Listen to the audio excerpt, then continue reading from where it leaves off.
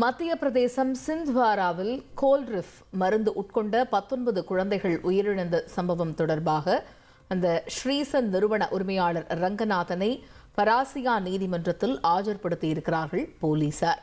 இது பற்றிய கூடுதல் விவரங்களை எமது செய்தியாளர் ரமேஷ் விவரிக்க கேட்போம். ரமேஷ், நீதிமன்ற வளாகத்தில் பரபரப்பான சூழல் நிலவுவதாக நாம அறிகிறோம். முழு விவரங்கள் என்ன?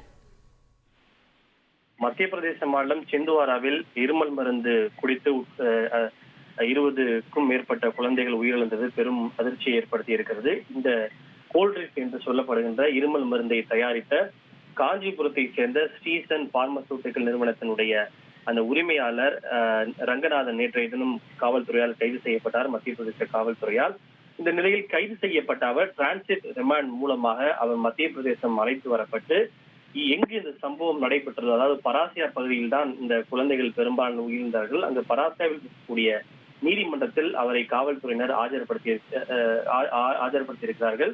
அங்கு அவருக்கு நீதிமன்றம் சுமார் 10 நாட்கள் போலீஸ் காவல் விடுத்திருக்கிறது. இதனைத் தொடர்ந்து காவல்துறையினர் அவரை போலீஸ் காவலில் எடுத்து விசாரிக்க உள்ளனர்.